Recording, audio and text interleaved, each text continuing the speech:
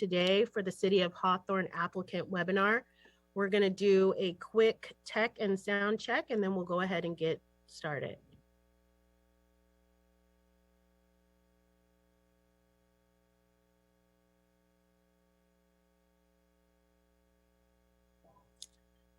Okay, we are good with tech and sound, so we're going to go ahead and get started. My name is Ebony J. McGee Anderson, and I'm with EJMA Planning and Development, and we will be hosting this webinar with the City of Hawthorne today to go over the cannabis business application process.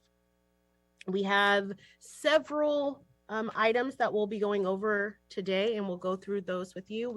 You all can follow along at home via the webinar, and presentation will be screening. If you have any questions, please raise your hand and we will get to those. We do have a full Q&A section at the end of those short presentation where we will be accepting all of your oral questions. You can also use your chat box to communicate with the panelists directly if you are interested in writing out your questions. Please also know that you can always email your questions in to the cannabis website. The address is cannabis@Hawthorne. Let me actually get you the exact address, hawthornecity.gov, I believe. So we'll go ahead and get that posted. .org, I'm sorry. You can also email them there. If you have any additional questions after the webinar, you have until tomorrow to get those into us by 5 p.m. So you can email them over to the Hawthorne email address for cannabis. Okay, so we'll go ahead and get started. We know that this is a holiday week, so we want to make this as concise as we possibly can, but also give you all the tools that you need to move forward in the application process.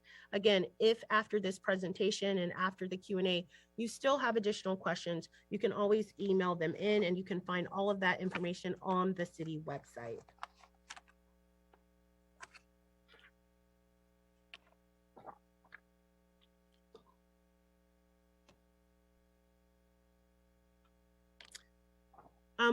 Let's start this presentation with going through some of the key dates.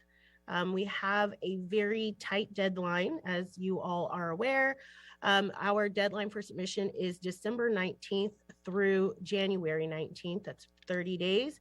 You can submit applications anytime throughout that window. You can reserve an application intake appointment by going onto the city website and using the tool there to schedule an appointment. Alternatively, the city does allow for walk-in appointments. They will be accepted. Any applications or walk-in applicants will be accepted around the existing reservation. So please keep that in mind if you decide to do a walk-in appointment. There is a reservation queue. You will be able to join that queue just like you would at a restaurant, putting your name on a queue or a waiting list. We're going to have that same process here, so you can walk in and get text notifications when it's your time to move up in the line. So that is available to you. All of the application materials are available on the city website, and we'll show you next where to find those in case you have any questions about that. And then you do have to have all your application materials submitted by the 19th. So one question that has come up, and so we would like to address it, is if you submit your application materials and you're missing a form or a document or something is incomplete in your application submittal, the city will not accept incomplete application packets. So it's important that you do have your application complete. If you arrive to your application appointment and you do not have all of your forms or materials, you will be asked to complete that and return. There will be an opportunity for you to upload any missing documents and your completed application together via a Dropbox if you cannot make it in to do it in person. But we do encourage everyone to submit all of their application materials completed at their intake appointment. The next deadline you want to be mindful of, or timeline that you want to be mindful of, is when the initial reviews are going to happen. Those initial reviews will happen between January and March. And though two things are going to happen during that time. You're going to have your city zoning and your municipal code review by the city planning department. And then you will also have, if you're doing a retail application, you will also be going through the evaluation panel. So those two things will be happening simultaneously, depending on the type of applications that you are applying for. And then the third the third window is the conditional use permit window. If you are selected as a top applicant for retail, you are required to submit a conditional use permit application. The city does allow you up to 6 months to do that. And that includes submitting your application and getting it granted. Conditional use permits for cannabis do go to the Planning Commission. So you will need to make sure that you allow yourself enough time to get on that schedule. So there is a 6-month window for that. So before we move on, we actually do have a couple of questions. So I'll look at those to see if they are relevant to the timeline. And they are not. So we will answer these additional questions when we get into the application timeline. Okay, next is the city website, where to find all the application materials. Most of you have already found this, but we have done some updates on the website. So I wanted to make sure that you all are aware. On the main page of the city website, there is now a news ticker that's going that includes a banner for the applications, for the cannabis applications. So right at the top, you can see it says important announcements, and that we're accepting applications from December 19th to January 19th. And if you click it, it will take you to a page that you can then find some of the application materials, and also a link to the going forward with cannabis page, which will include all of the application materials. So we'll go through a brief application overview, and then I'll take some of those questions related to the application process. So once you get to that going forward with cannabis, you will see this page here that has all of the application packet with all of the materials, all of the forms. They are numbered so that when you are submitting them in your application package, it's easy for you to put them in the order that we have them itemized here. So we have our owner application form, and we will go through these a little later in the presentation in detail, just in case any of you have questions regarding any of the forms. So we will talk about that a little bit later. But we have our owner application information form, our waiver and release of liability form, verification and authorization form, the application disclosure form, our zoning verification form, the scoring criteria sheet and fee schedule are also attached.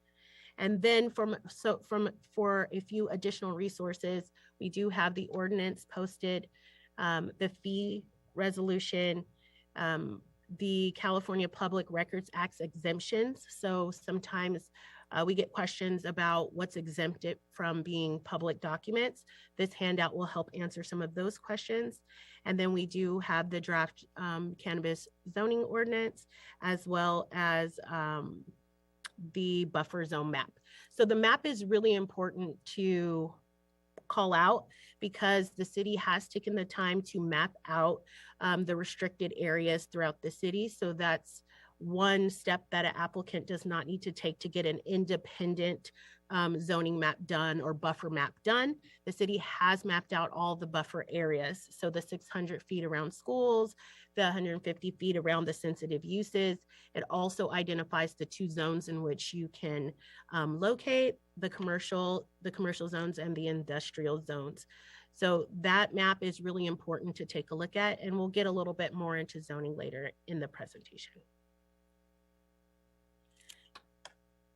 Next, we have just kind of an overview of what's going to take place, so we can walk you through that. The initial application and intake, and you're going to complete your application determination at intake will happen during phase 1, which is you're coming in with your complete application. We're going to take a look at it, make sure you have all the materials that are being requested. At that time, you will not get a completeness determination to determine whether or not your application materials meet all of the requirements of the ordinance, but what we will be looking at is to make sure you have them. So there's a complete checklist. Do you have your owner forms? Do you have your disclosure forms? Do you have everything? Once you have everything, you'll check everything off the checklist and sign it saying, yes, I have everything. The intake coordinator will review it. Did you pay? All of those things are what we're looking at for that initial intake and completeness evaluation. In the next phase, we'll make a completeness determination, meaning is your application complete for review? Now, if it's going to the evaluation panel, if it's incomplete, meaning there are things in your application that don't meet the code or doesn't meet the ordinance, the evaluation panel will not be reviewing those applications as specified in the ordinance. If you have everything and it's complete, for example, if your location isn't next to a school, that would be a big red flag, and that would be flagged during this phase. If you meet all the requirements, you're going to move forward to that evaluation panel. And if you don't, you will be notified at this point in the process. This is also a part in the process where you'll be looking at your zoning will be evaluated by the planning department staff. So that was a question that has come up, who will be reviewing during phase 2 for completeness determination regarding the municipal code or the zoning code, and it will be planning department staff. That's who will be reviewing those applications. And then finally, if you are a retail applicant and you are moving forward to the evaluation panel, that is the time when the evaluation panel will be reviewing ranking and scoring applications. The top applicants will be identified and notified. And then also you'll be selected and notified on how to file that conditional use permit application. So we do have a few questions about the application process. So we'll take some of those now. One of the questions is, what will the city be looking for during their city zoning and code review, considering that the property is not required? So if you do not have a property, then what the planning department will be notifying you of is whether or not your application meets all the other requirements, and then letting you know where you can locate. So you will get an opportunity after 12 months to find a building, and the planning department will let you know, based on the uses that you have, where your business will have to be located. For example, if you are doing manufacturing and distribution, they're going to tell you exactly where you can locate, what zone you can locate in the city, or what zones in the city that you can locate, and show you where those zones are. So you will have that information before you go look for a building. If you already have a building, then they are going to be reviewing to see if you meet those qualifications or not. And if you're not, then they're going to, meet with you and discuss either relocation or if you want to withdraw your application at that time. Okay, let's see if we have any more questions related to that.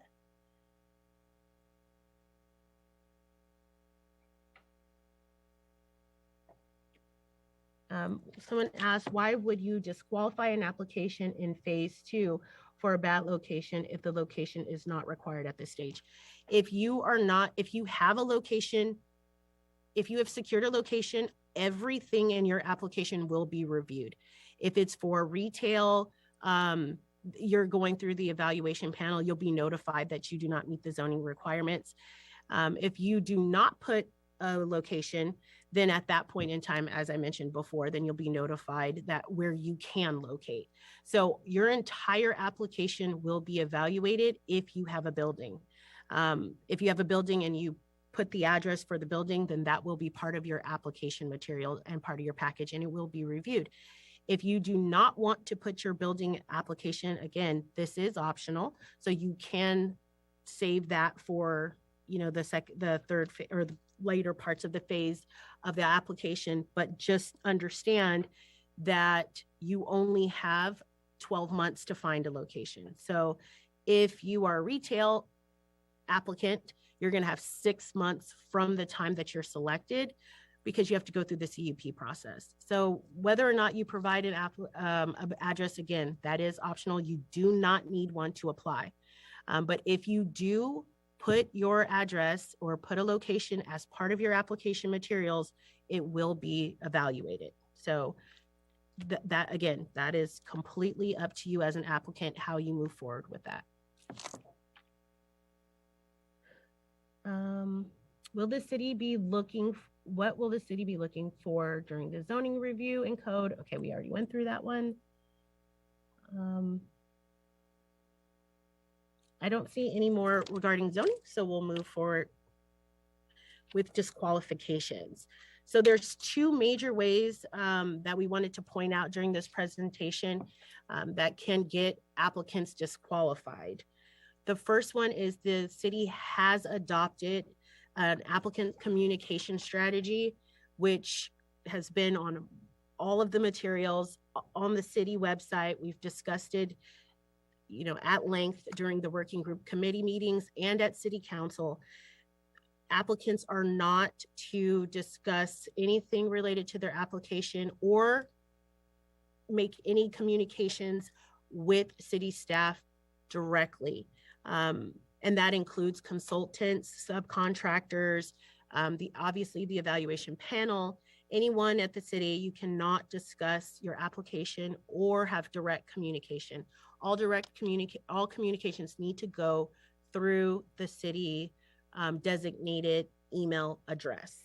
So no phone calls, no meetings, everything goes through the email. And then from there, the designated staff will be able to assist you and answer any questions or address anything concerns that you have via email or make any additional follow-up. There is one slight exception to that, and that is during your intake appointment. Of course, you are going to be directly contacting the intake coordinator, and during that time, during your meeting time, you are able to ask questions about your application or have any other direct contact. So during your intake appointment, that doesn't count. You're allowed to talk to the city staff then. But other than that, please limit your communications to emails. That includes the city attorney's office, that includes the city manager's office, the IT department. Every department in the city is included in this. And so it is best, and we strongly recommend that you limit your communications to the designated web address or email address, and that's cannabis@cityofhawthorne.org. Once again, I'll repeat it, cannabis@cityofhawthorne.org. Now, the next one, we wanted to make sure that all applicants are aware that in the ordinance, an applicant, an owner, partner, investor, a manager, or any other individual benefiting from profits or equity of the business, or any individual or business entity with any financial or economic interest in the business shall not be a current, a former, or prospective, meaning they're running for election, city official, employee, consultant, or contractor for the city of Hawthorne. And so that is really important. That it was adopted by city council unanimously. So it is really important that you are aware.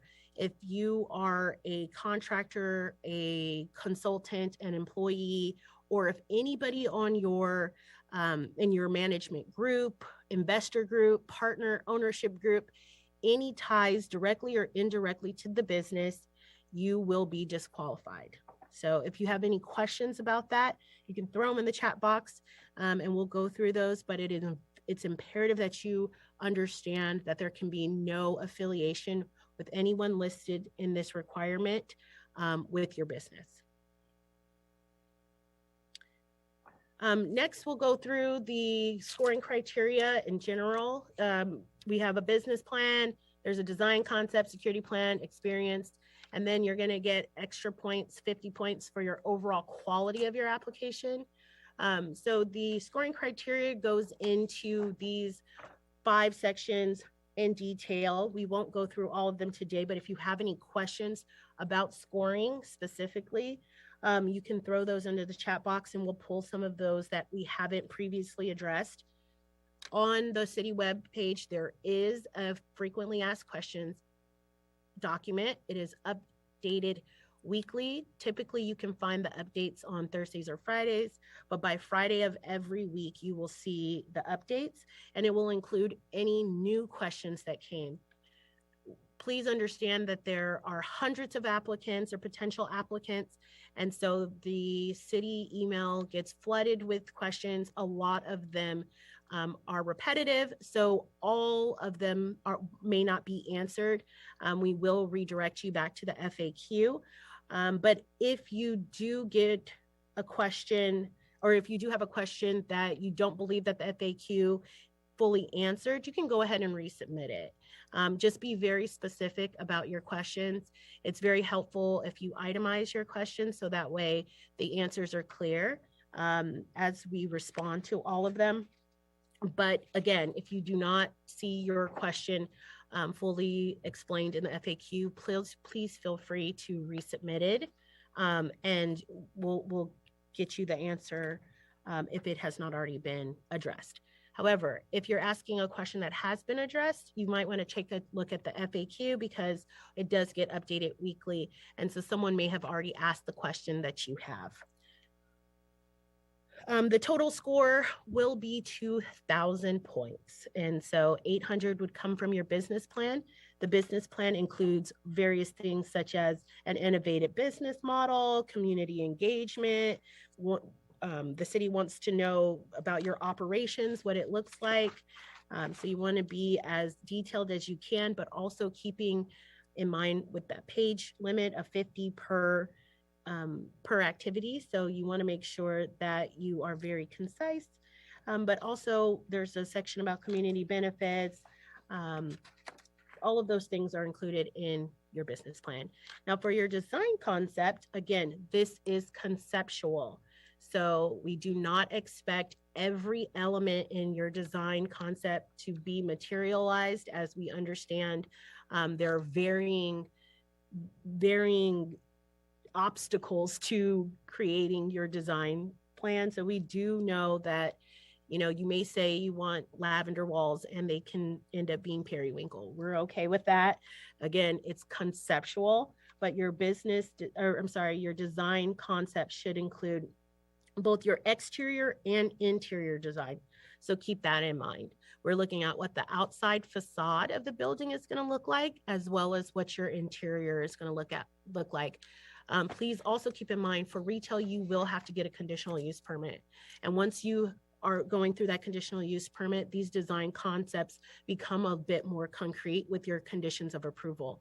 So you very well may have to, keep some of those design elements that helped you win the application. Once you get to your CUP, those are the types of things that the city is really going to hold on to. So paint and, kind of insignificant details like that may not be a big deal. Signage, you're going to have different requirements based on where you are in the city, but your overall concept will be materialized with your conditional use permit. So keep that in mind. We understand these are conceptual, but we will try to capture the essence of your design during the conditional use permit process. The same thing with your security plan. You're going to go through that. Again, the building that you ultimately end up in may require more or less security cameras, for example, than your conceptual security plan. But we understand that you're not going to be held to it in its entirety, but more so, are you meeting all the regulations? And so that's really what that's going to come down to with implementing your security plan. Next is your experience. Our recommendation for experience is always put in all of the experience that your team has, because if you have a management team running the business, then all of their years of experience will count. So please be sure to include all of the relevant experience for the members of your team. And also pay close attention to the cannabis industry knowledge, as that's 100 points of your experience. Out of the 250 points, you're getting 100 for your team experience and education, but also 100 points for your industry knowledge. So there are specific things related to cannabis that the evaluation panel will be reviewing. And then team ownership and the diversity of your ownership and management team is an additional 20 points. And then finally, you have your overall quality, and that is just what I would say, it's the quality of your application. How well did you present the information? Did you follow the format? Did you include all of the information asked? Did you stick to the page limit? Those are the things that we're going to be looking for in the overall quality of your application. Okay, we'll go ahead and see if I have any questions regarding any of those, and we do. So I'm going to go ahead and answer a couple of those questions. On the scoring criteria, it outlines points for first-time minority business owner in Section 1D, significant social equity and ownership experience. There is a maximum amount of points awarded for someone with 10 years. How can an applicant satisfy both of these requirements? That you don't have to meet both of them. So the question is, do you have this experience, or are you a minority business owner? So those things don't necessarily apply to everyone. That's why they're asking, do you have it or do you not have it? So there is a possibility that you aren't a first-time minority business owner, or perhaps you have both. Maybe you have one partner that is and one partner that isn't. There are so many different dynamics and business dynamics and group dynamics for this application process or for this business process. So all of the questions you may not be able to fulfill. But again, we would like to know where you are in that. So answer the questions as thoroughly and completely as you can. You may not be a first-time minority business owner, and also 10 years.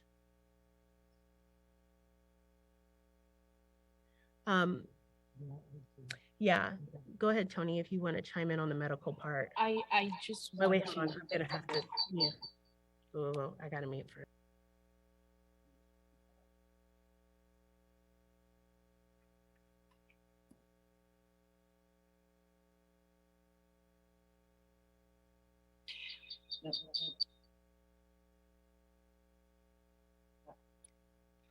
Okay, I think that works. There may be some question about how can I meet that 10-year requirement? This is Tony Forge. I'm a cannabis attorney. You have to remember that the Prop 215 medical market started in 1996. So you may fulfill that 10-year requirement by being in the prior medical market before Prop 64. So it is plausible for you to have 10 years of experience in cannabis, keeping in mind that Prop 215, people were in that medical market. And also cumulative. Yeah, and it is cumulative. So the 10 years is a cumulative amount of cannabis experience you have either in your Prop 64 market or in your prior 215 medical cannabis market. Or even some of you maybe have some out-of-state experience as well. So all of that is going to be taken in consideration. So back to Ebony.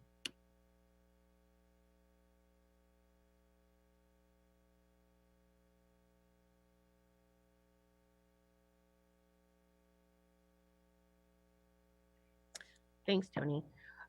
We also have a question about being disqualified if you can receive a refund, and the answer is no. If you read through all of the application materials and the fee schedule, no refunds are permitted for disqualifications. There is one way to get a refund for your conditional use permit, and you will be refunded if you withdraw your application for your conditional use permit. You will be refunded any unused funds, since you do pay for the full cost of processing the conditional use permit. If you withdraw partway through, the city will reimburse all of the unused funds. So that's the only that's the only refunded application process there is. Everything else is not refundable. So please keep that in mind when you are making these applications, that you will not be refunded if your application is incomplete, or if you are disqualified for any reason, you will not have a refund. And it does say that in the ordinance.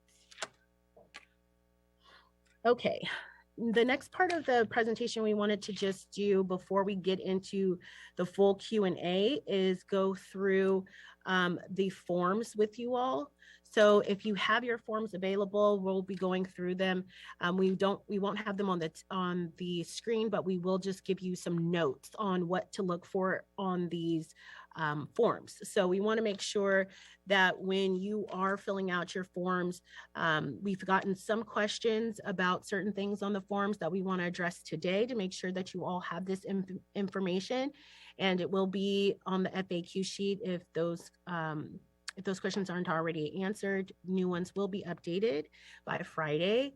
But I'm going to turn it over to Tony so that she can kind of go over those forms, because some of them are releases of liabilities or authorizations and verifications. So we do want to have our legal team go through some keynotes with you there.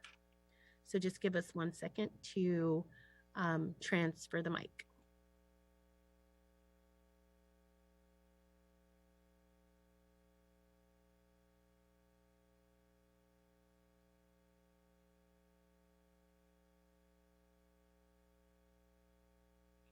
I just wanted to answer a question for a follow-up regarding that 10 years I was stating. With Prop 215, the question was about ownership. That is not the question that's on the form. The form asks for 10 years experience. So we're not looking for ownership necessarily, but we are looking for the experience factor in that. So to answer that question. So the forms that we have are the owner application forms, the information form, the waiver and release of liability form, the verification authorization form, and also the application disclosure form. So let's talk a little bit about the application disclosure form. This is what Ebony was previously talking about. It strictly prohibits cannabis applicants and their representatives, so both of you, from directly contacting in any fashion the cannabis evaluation panel, consultants, myself, Ebony, or any contractors. Remember, you are going to and can have direct in-person contact with designated staff only during your application intake date and times. I saw also a question that basically said, I have a application time with my representative who is a lawyer, and also the owner is going to come as well. So both of you are going to come. The representative who has the application time, who happens to be the lawyer, and also the owner. That's fine if both of you are there. You just need to make sure that the owner submitting the application, or one of the owners, is the person submitting.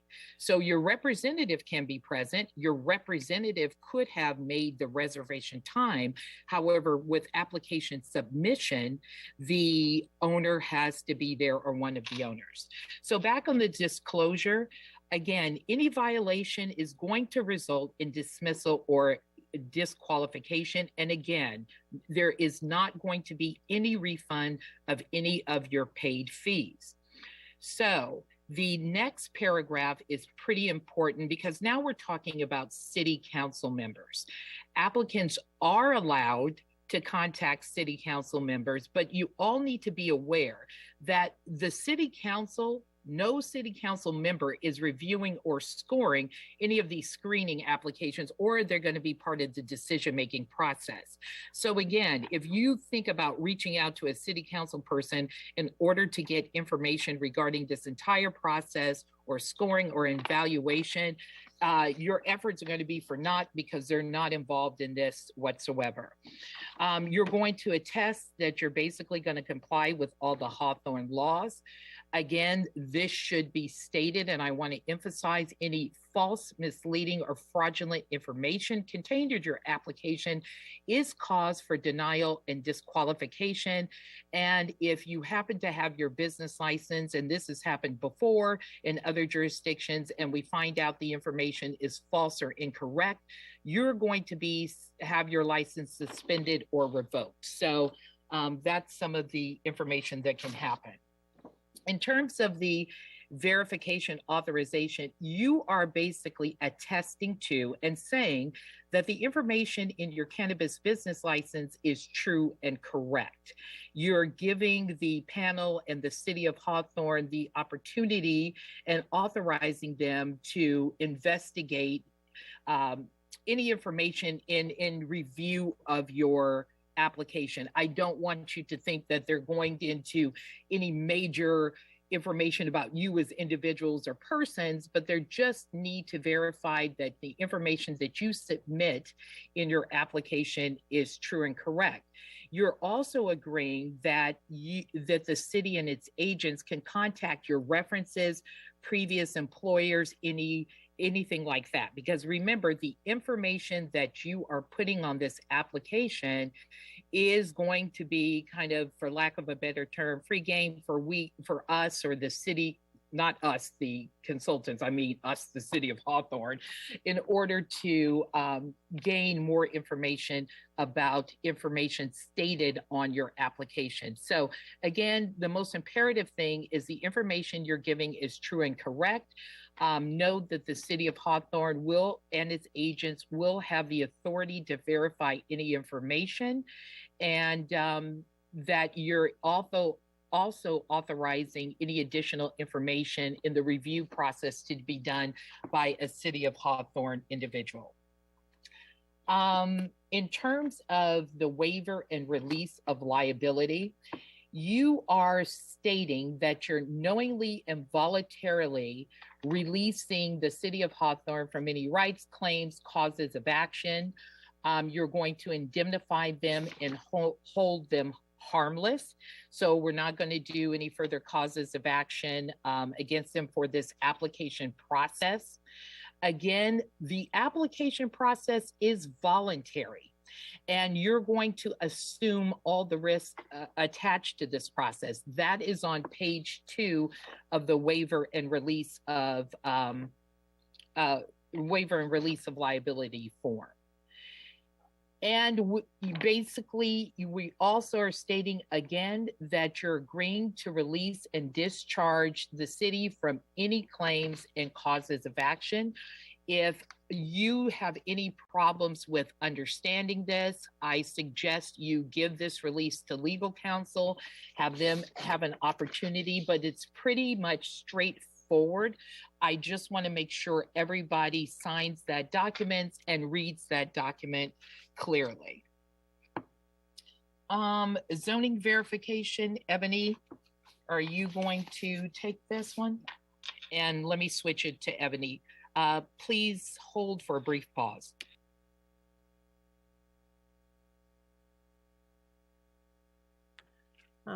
The zoning verification form is fairly straightforward. You're just going to fill out, the zoning information that you have available for your building.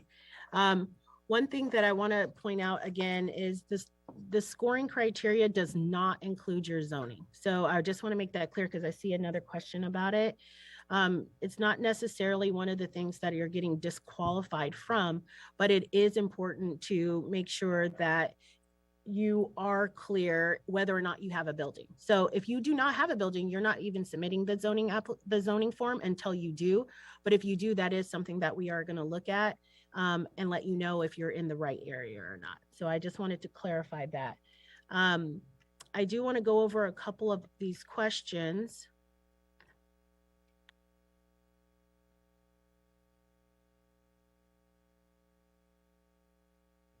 So those are that's the conclusion of going through the points for the forms.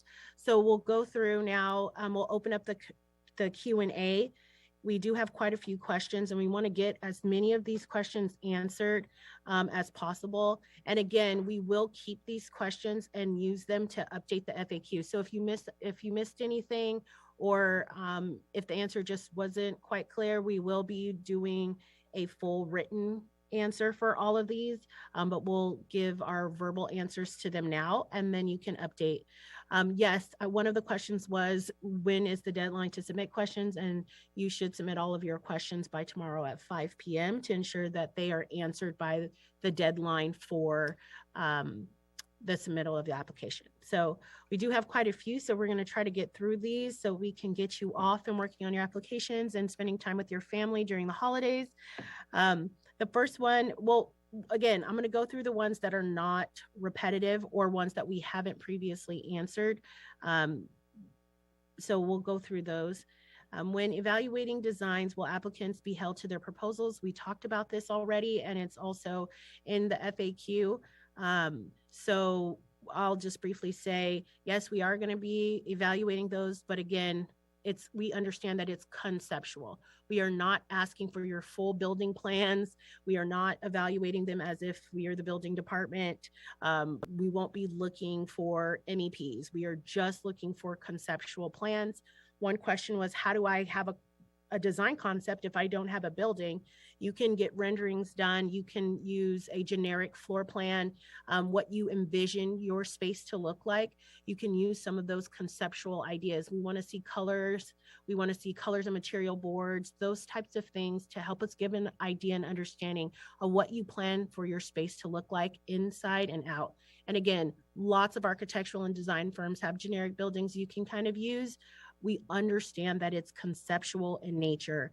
When you move into the CUP process, if you were selected as a top applicant, then we're going to get more granular. We'll dial down a lot there, because both the city and the planning commission can impose conditions of approval on your project, which means that it is a requirement for your build. But right now, through this process, we are looking for concepts. What do you envision for this space? The next question is, are financial plans being evaluated based on who promises the most revenue for the city, or who makes the most sound proposal? Is the city taking market conditions into account when evaluating financial plans?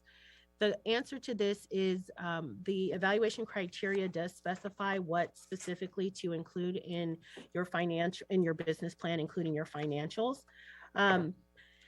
Yes, the city does understand current market conditions, and those will be taken into consideration. But ultimately, what the city is looking for is, if you have a proposal, if you understand the market, you understand how to run this business, and you do have the financing to support the business model that you have proposed. So yes, the current market conditions play a good part into that. It is not who has the most money. It is also not who makes the best promise to the city. The city tax is already approved. It was approved by voter initiative. So or by Measure CC. So it's 5%. That doesn't change. It's not who's promising what. It's going to be a percentage of your revenue. Of course, you can inflate your revenue or play with those numbers, but ultimately we are looking for operators who understand the market and who can perform in the market. And again, as Tony previously mentioned, any fraudulent information, misleading information will be grounds for termination of your application and or permit or disqualification. So we do want to make sure that applicants are providing valid and current information. Here, the next one is, if my reservation is in the name, you didn't answer in the name.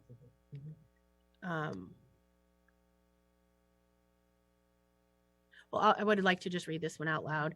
If my reservation is in the name of my representative, will that be an issue when I come to submit my representative is with me? Anyone can make a reservation. Your reservation isn't tied to a specific application. So as long as someone shows up in that slot and knows their reservation number, because you do get a text when it's your turn, as long as that person who has attached to that text number sends you in the right direction, that'll be fine. The next one, is there an appeal process? And if so, how does it work? This, I'm not sure what you are appealing. So I would recommend that you take a look at the ordinance and read through the ordinance regarding that.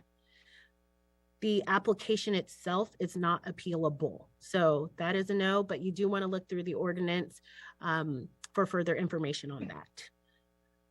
Are there formatting requirements other than the 12-point font requirement for the application? Again, all of that is in the information packet. There are a few things to point out. There isn't a particular font, but we would prefer that you use professional fonts. Curly Q's or something like that probably isn't the best. And it won't make the best for the space, but no, there isn't a particular font you have to use or format per se. So you can utilize any professional formatting that you wish.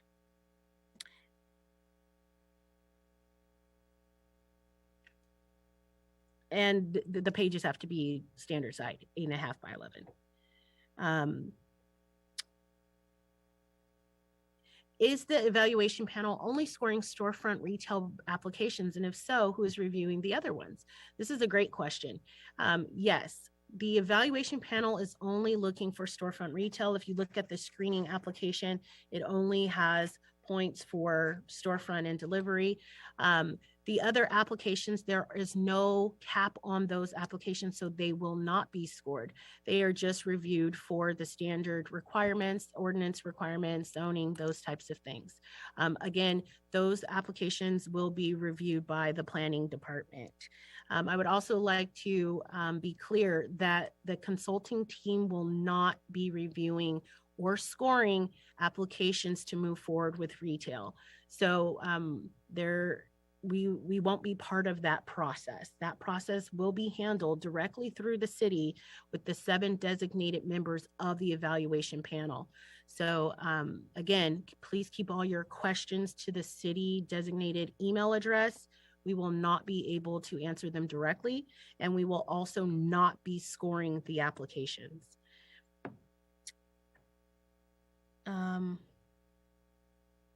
If an identified location does not comply with the code in phase 2, will the applications be rejected? They're not necessarily rejected, but we will contact the applicants. They will not, it depends, because if you're going through retail, they will not move on to the evaluation panel for reviewing. If it is not a retail application, then you will get notified. Next, the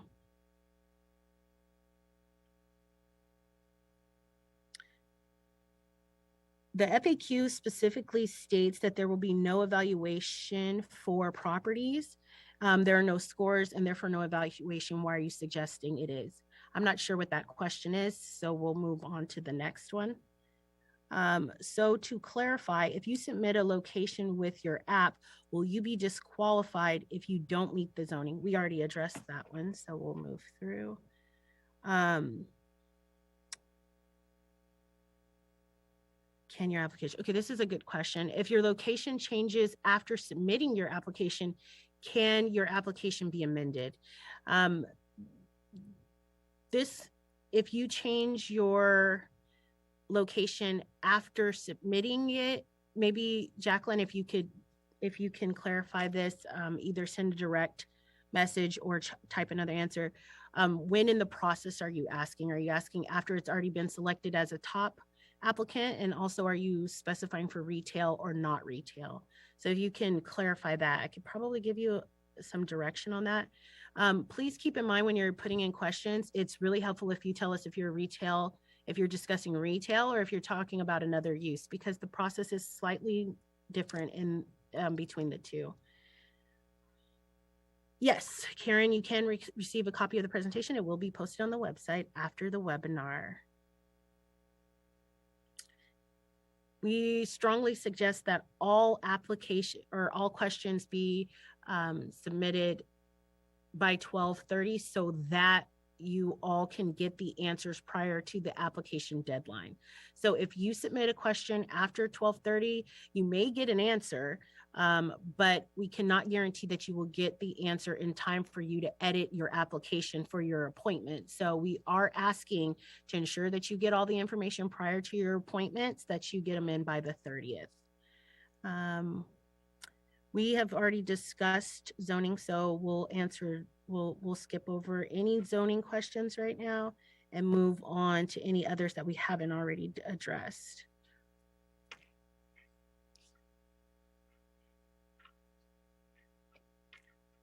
Maybe we will. Let's see. Oh, this is a great question. Who is on the evaluation panel? It is all specified in the ordinance. It's a 7-member panel made up of department heads of the city.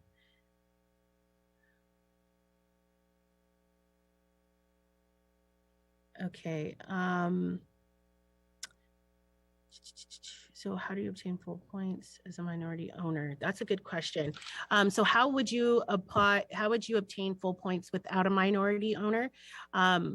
That again, the application does have questions for a variety different of dynamics. So there are points awarded for that, but that doesn't necessarily mean that you won't get any points for that either. Again, the point system is based on the discretion of the evaluation panel. So once they review the complete application, that's how they're going to determine your point system. Those are questions that the city is interested in knowing. It doesn't necessarily mean that you will lose significant points or gain significant points. Again, it's at the evaluation panel's discretion. So I think there are some other questions about that, about how many points per, section, or for example, if it's an 80-point total, how many of those do I get for X, Y, and Z? We can't answer those questions because we're not on the evaluation panel, and the evaluation panel will have their own methodology to scoring all of these. So that would be part of, and it's at their discretion. The rules of the application and instructions is clear on that. It is at the discretion of the evaluation panel using the criteria within the scoring criteria that has been adopted by city council. So just keep that in mind as you're moving forward, to just provide as much information as possible so that they can make the best and educated decisions when making these, when scoring and ranking. Because remember, you will receive a score, but the score is to identify the ranking system, and it's the rank that will put you through to the next part of the process. Is the city considering the possibility of extending the deadline? No, the deadline will not be extended.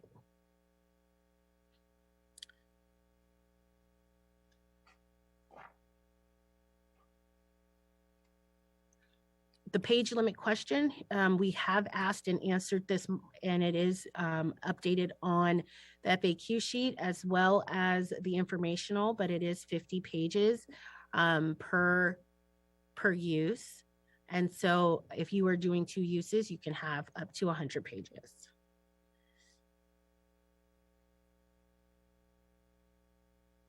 Okay, more zoning. We're going to skip through those. We went through the financial plans question already, so we already answered that one. Once again, here's another question about how many points for this or how many more points for that. Again, all of those questions, it's at the discretion of the evaluation panel, but I believe this one might be specific to the building.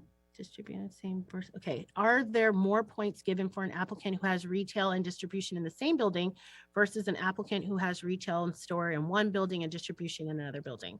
So there is a part of the application that asks, do you have multiple businesses in the city, and how are you basically creating efficiencies for utilizing those businesses within the same footprint? This has been asked and answered multiple times, and it is in our FAQ sheet. So I suggest check reading over that, but ultimately the question is asking about building efficiency. So yes, if you are having an integrated business model where you're utilizing the same building footprint, you can receive higher points for that than if you have two separate buildings. But please check back to the FAQ sheet where it is explained in detail. The FAQ sheet mentions Hasidic Jews are a minority. Are all Jewish people considered minorities? So the federal definition of minority is available, and that is what the city is utilizing. The list of types of people who are considered minorities are listed, and it does also say and others. So there are other options there.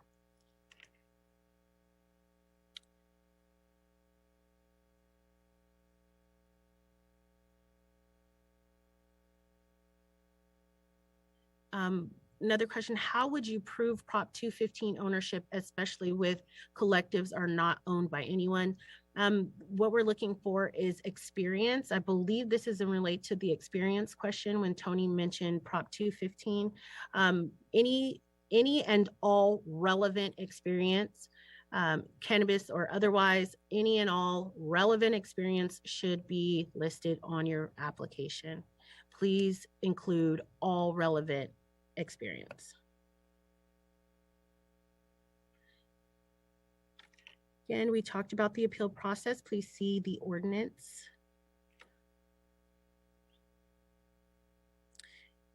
Here's a question. Can customers under the age of 18 with a valid medical card be allowed to enter? Or do you need a designated caregiver? Please refer to state regulations for all of the information related to medicinal or medical patients versus adult use. But ultimately, you can have, if you have a valid medical card, you can enter retail. But please, once again, please read the state definitions and defer to those. Again, some of these are repetitive, so please please look back to the FAQ sheet. They have already been answered. I think the question is, how would someone prove working in a 215 market? And I think that question is, and correct me if I'm wrong, but I think it's more so relevant to the experience section. And so once again, any and all relevant experience should be put down. And there isn't any right or wrong way to demonstrate how you did that. Obviously, you likely won't have a W-2 to submit, but you may have other ways to submit. Your experience, and resumes are useful. Other businesses or brands that you've worked with, any of those things the city will consider in your experience package.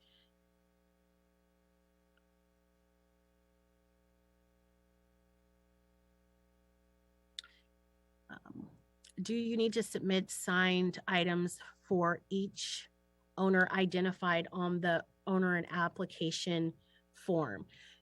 The forms, so there's two answers to this. The overall forms, the waivers, the liabilities, authorization, that can all be signed by a managing member of your entity. So if you have a designated managing member, you can have them, CEO or any of your executive team can sign on behalf of the business. They can sign those forms. However, the owner application information form, let's say if you have 10 owners, you need all the 10 of their information on that form. So, and that form, all of them do need to sign. So you can sign, you can have additional signature forms for that one. And that question has also been answered and will be, or if it hasn't already, it will be updated on the FAQ sheet with additional details. Do we have to do live scans for the application? That's an excellent question. For the application, you do not. However, if you are moving forward in the process, whether it's retail or otherwise, You will be going through a live scan process at that point with the Hawthorne Police Department. So the city will walk you through that once you are there. But to submit the application, no, you do not need a live scan form. Once again, another question on scoring the application. So I think I already explained that one. We already just talked about, do they need to do the form? Sorry, the screen is jumping a little bit. Here's a great question. The business plan calls for demonstration of funds. In what format do funds need to be demonstrated? Bank statements, plea-defied demonstration. If you are not clear about some of the terms, the city is definitely defaulting to general textbook definition. So by demonstrate, we mean provide some type of documentation, that verifies this information. So bank statements are a great way to do that. Performas, anything that you can verify the information. As mentioned in the informational packet, and as well as the disclosures, some of the information will be reviewed and verified. So you do want to make sure that all the information you are providing is accurate and current, because the evaluation panel can pull any part of your application for verification. Here's a question. Do all the fees have to be submitted at the time of dropping off the application? This is a great question. I'm glad you brought this up. So one of the questions we have received, and it has been on the FAQ, is, do I pay everything at once? You pay your application fees at the time of submittal. And one of the questions we received was, well, it says I have to pay ahead of time. So how can I pay ahead of time if I don't get my applicant ID until I submit? The way that the City Hall is set up is the cashier is on the first floor, and the temporary cannabis office is on the second floor. When you get your notification that it's your appointment time, you will get a notification with instructions on where to start the process. You're going to check in on the second floor first. When you check in for your reservation, that's when you will get your ID number. And also we will give you that cover sheet that you have signed saying, this is how much they need to pay. You'll take that downstairs to see the cashier, and she will then take your payment and give you a receipt that you then have to come back upstairs to finish your intake. It seems like a lot, but the city is actually quite small, so it is only a few steps from those two places. But yes, you're going to start with your check-in first, and you will pay all of the application fees for your cannabis business license. Now, if you are doing retail, you also have a conditional use permit or your CUP application fee, and that's that roughly $31,000 fee. That is not due at the time that you do your intake, because only the top applicants will be subject to that fee. Again, all of that is spelled out in the updated FAQ sheet. So please look forward for that, because all of that information will be on the next update, whatever isn't there currently. Okay, we asked the question about tomorrow. You can continue to ask questions, but we cannot guarantee that they will be answered before your application appointment or the deadline after the 30th. So it will be at your own, at your own risk, if you would like to ask the questions after the 30th. Here's another great question. If you have been convicted of a past cannabis offense, does this disqualify you? No, it does not automatically disqualify you. And that's a great question that we have not been asked. So you will not see that on the FAQ sheet until after the presentation. Again, we have more questions about specific scoring, so we'll skip through those. We've already addressed that. We've already addressed the 50-page requirement, so we'll skip that one.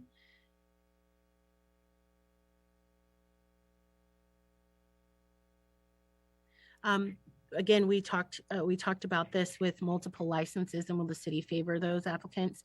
Again, there are points designated for building efficiency in your multi-business setup in an integrated license. The FAQ sheet does address this, and additional FAQs will be updated after this webinar.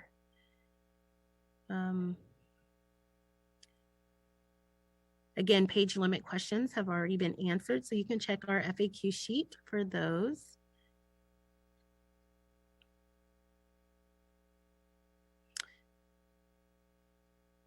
The owner application information form has various license type that the applicant is applying for. There are options for adult use delivery and delivery service within the city. Are these different types? So there's two types of deliveries for Hawthorne. There are adult use delivery inside and outside the city.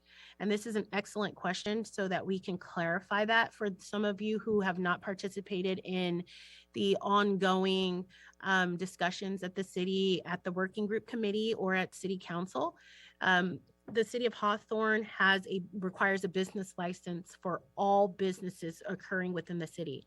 So if your delivery service, for example, is in another city, an adjacent city, or any city in California, and you are making deliveries into the city of Hawthorne, for example, residents in the city are ordering from your delivery service in another city.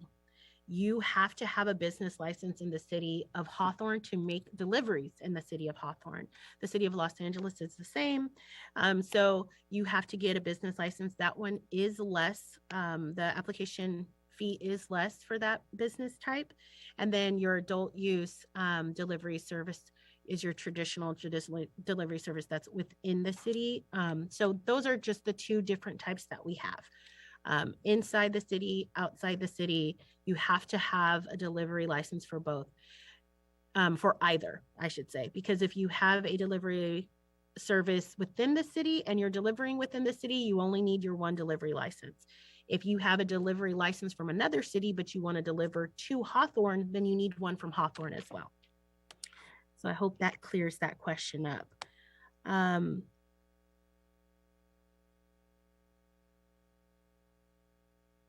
Okay, this is a good question that has come up. It actually is addressed on the FAQ, but I will address it again live. An applicant can promise the world on a design to simply score high. When getting a CUP, the applicant cannot deliver what is promised. Will the points be redacted from the already scored applicant? How is this fair? No, the points will not be, the point at that point, they have already been selected as a top applicant. But when they go through that CUP process, what was promised during the design can turn into a condition of approval for your CUP. So you have to have both to operate in the city. You can't just have one. So let's say, for example, you promised the world on your conceptual design, and you demonstrated that you had the capital to create that world, and all of a sudden it comes crashing down and you no longer are able to provide that design. And some of those things are part of your conditions of approval. That means that you would either have to go back to the Planning Commission to ask for some type of modification or for an extension of time, or you could be subject to termination or revocation of your permit. So that has been asked and answered multiple times, and it is in the FAQ sheet. So please stay tuned for those updates. And check back frequently, as a lot of these questions have been previously answered. More questions about the scoring sheet, so we'll skip through those. Again, any ones that we're skipping live, we still will answer on the FAQ sheet, so you can check back for the written response for those. Again, the 12-point font, everything is subject to the 12-point font. It's a maximum of 12. Obviously, you don't want to submit fonts that are too small or too big. So stick with the 12-point default font. Let's see, are there margins to the pages? No, there are not. If you would like to have your application go from page or from side to side, that's fine. However, please keep in mind that you are getting points for the overall quality of your application. So please keep that in mind. Oh, retail and for both circumstances. Okay, thanks, Jacqueline. We'll circle back on that on your question. Can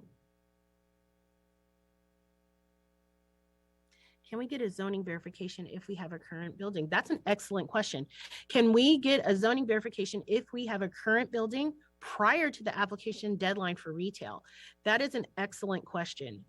No, you cannot. However, if you look at the FAQ sheet, there is that the question about zoning has come up, and we have put the zoning, the zones where you can have the various uses. So you want to take a look at that.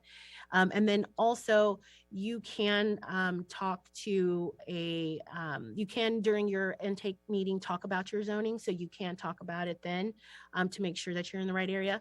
Also, you can look at the map. There is a map. It is on the city website, as I showed you before. Pull that map and see if you're within the zones.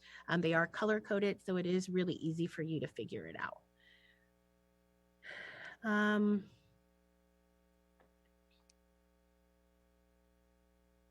Okay, some of these are, again, about the screening and the point system. So we're gonna skip through any question that you have regarding the point system. We will answer those after the webinar if they have not already been answered on the FAQ sheet.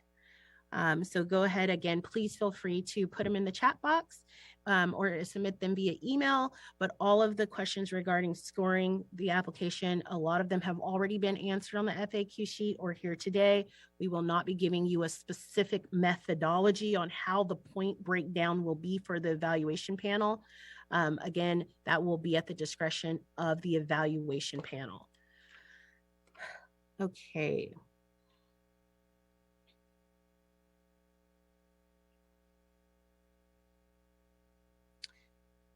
This one, Karen, we'll circle back to this question. I think it's a good one.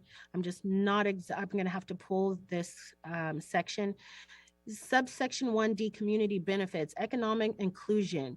How does this relate to retail? Are you asking about purchases from distributors as retailers do not produce anything? I'm gonna double check what this one is because I don't have that right in front of me. Tony, if you wanna pull section 1D. But we'll circle back to that one. I'll pull the actual thing and see exactly what they're asking, and we'll circle back to that one.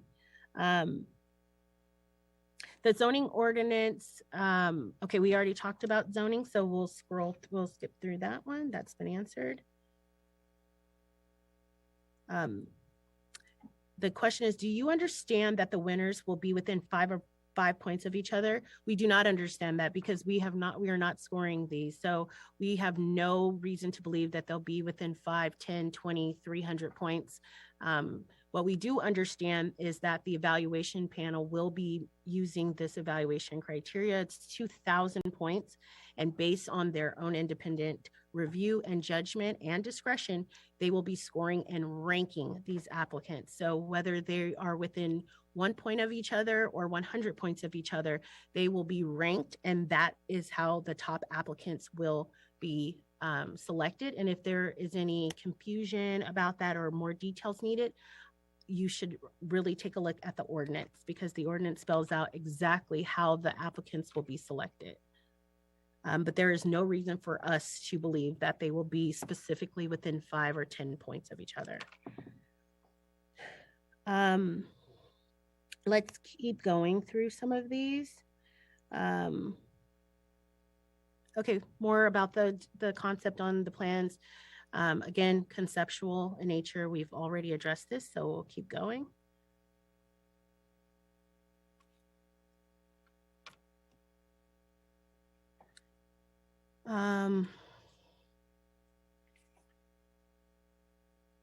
Okay, understood. Okay, can I apply for a delivery license only? Yes, you can apply for a delivery license only.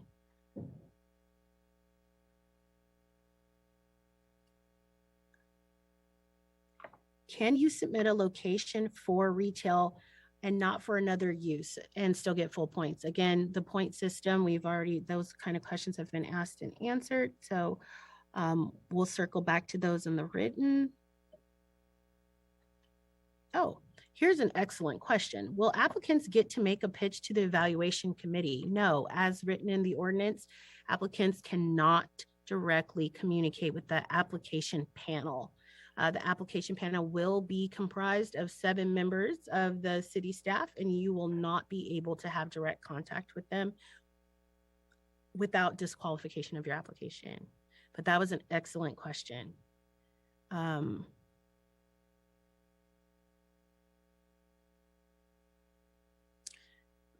Here is another one. Thank you. That was not my question. Anyone could say they have worked in 215 for 15 years. How will you ever vet that? Again, that will be up to the evaluation panel, how they verify and what information they do verify. Hope that answers your question. Can you clarify how images will be calculated? Yes, and it's on the FAQ sheet. So if you check that out, we do clarify how images will be calculated. Again, if you more stuff on pricing, and that's been asked and answered on the FAQ sheet, please refer to that or the fee schedule. And if you still are unclear, go ahead and shoot an email over.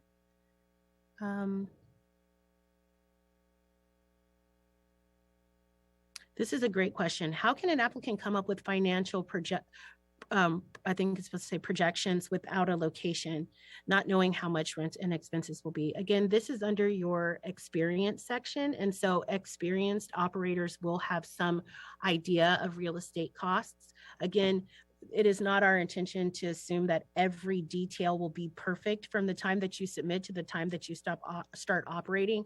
But generally, an experienced operator is going to have some idea. Researching rents in the general area will give you a basis for that. So again, we're not looking for whether or not you have the exact rent down to the penny, but more so, do you have an idea of what this is going to look like?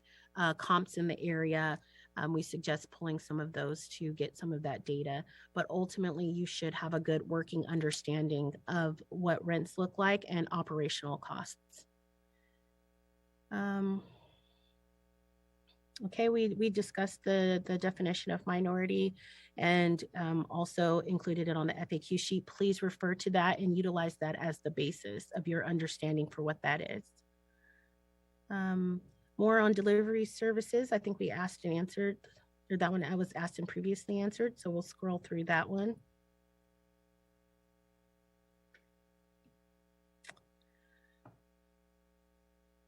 There we go. More zoning related questions. We'll follow up with those.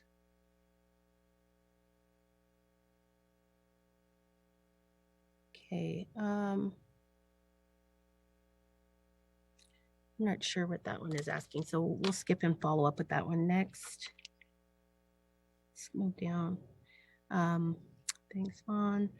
Okay, the FAQ states any page that is okay. We'll follow up again with any additional questions regarding images. We'll circle back on those. Oh, this is a great question. Is 10 years experience mandatory? And I don't believe that it says that it is mandatory. Let's take a look. I don't think it's mandatory. We'll circle back on that one. I don't believe it's mandatory, but I do believe that's kind of the standard. So we'll circle back on them. That one's an excellent question. Thank you for that. Thank you for bringing that up.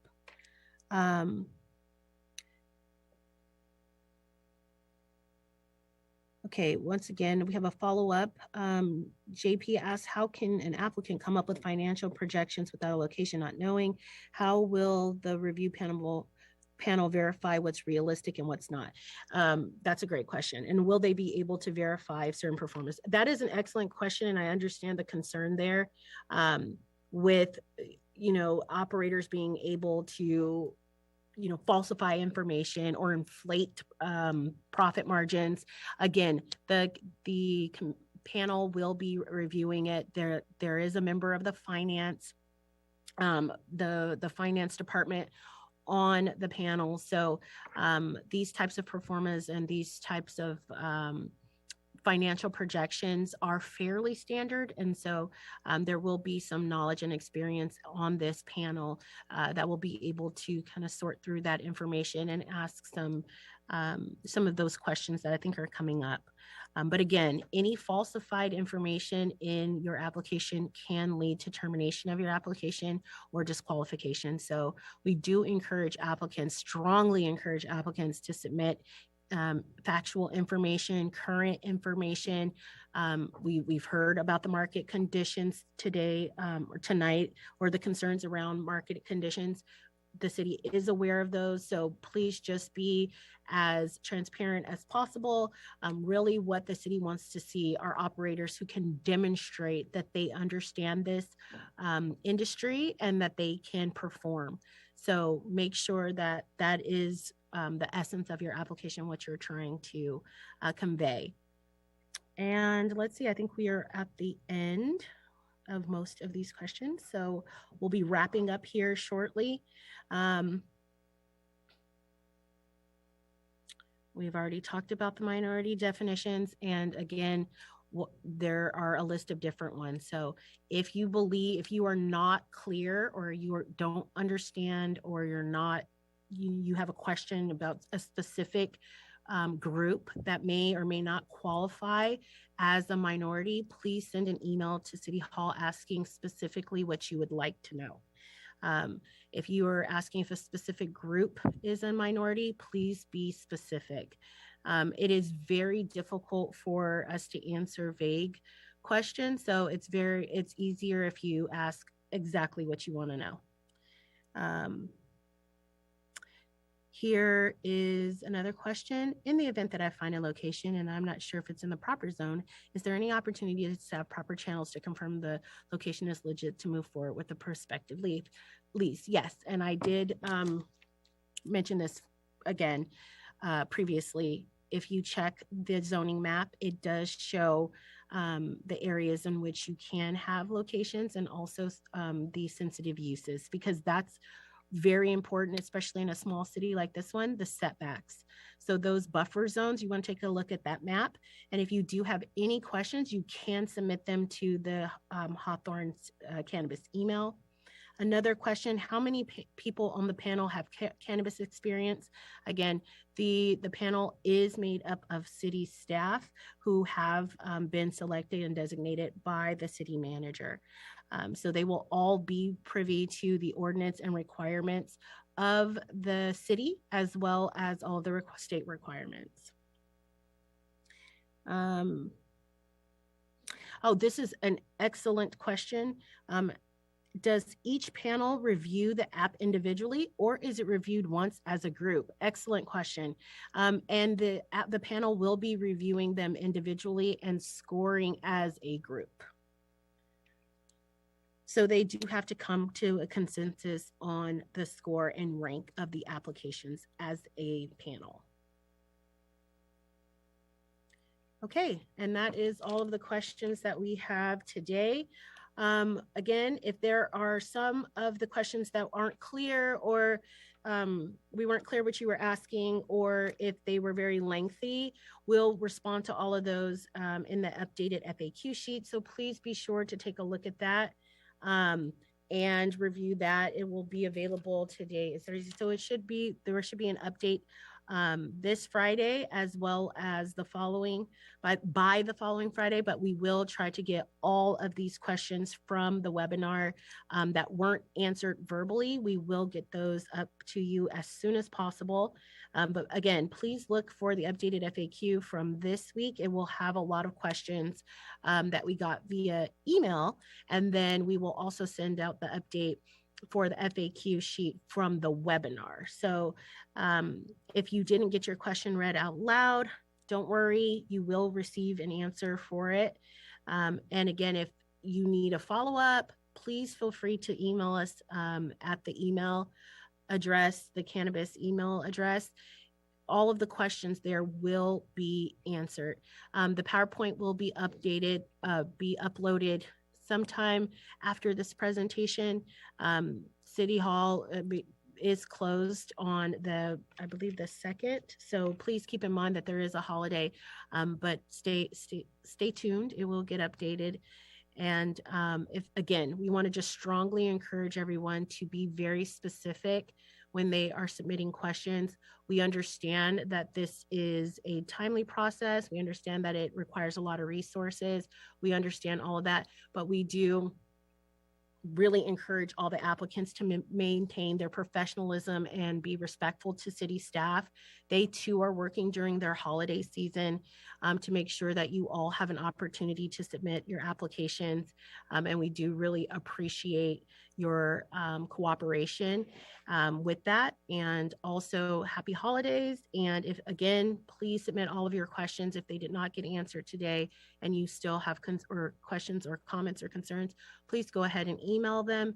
And again, I cannot reiterate this enough, but we do have the city staff working on this and they need to have very clear questions. So if you enumerate them or break them down by section so that you can get a clear understanding of what their answers are, that is the most helpful. Tony, do you have anything else that you would like to add? Mm-hmm.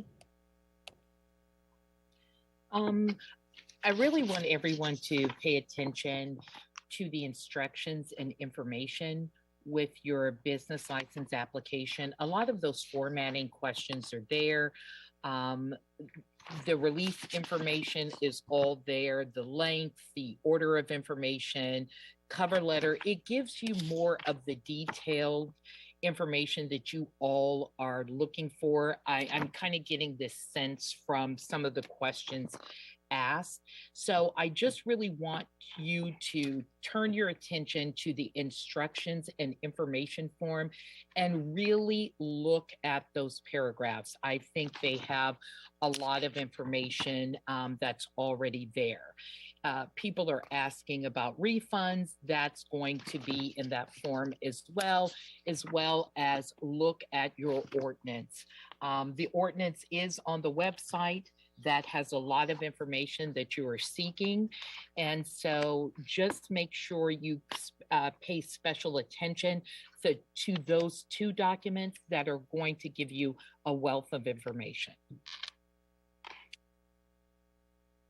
Okay, thank you, Tony. Appreciate that. And again, I wanted to just go back and just remind everyone, just because the city website did change a little bit. So if you go to the main page, you will see in news an important announcement. That's where you can click that and find updates to the process. And then from there, there's a link that says going forward with cannabis. You want to click that, and that's going to take you to this page here that has all of the documents. So go through all of those documents. Again, we strongly recommend that all applicants review the entire ordinance, because ultimately the ordinance is where most of the information is living. And then also there are also the informational page where you can get a lot of this specific information for the process. Again, if you have any additional questions, you can go ahead and email them. We will pull everything up until this point from the chat box and update that as soon as possible, but you will see a FAQ update by tomorrow as well. So you might see two. And with that, we're going to go ahead and close the webinar. Again, you have the opportunity to submit additional questions via email at the cannabis website, which is located on the cannabis email address. All right, and with all of that, thank you all for participating. We really appreciate your time and your patience, and have a merry holiday season, and we will see you during your application appointment.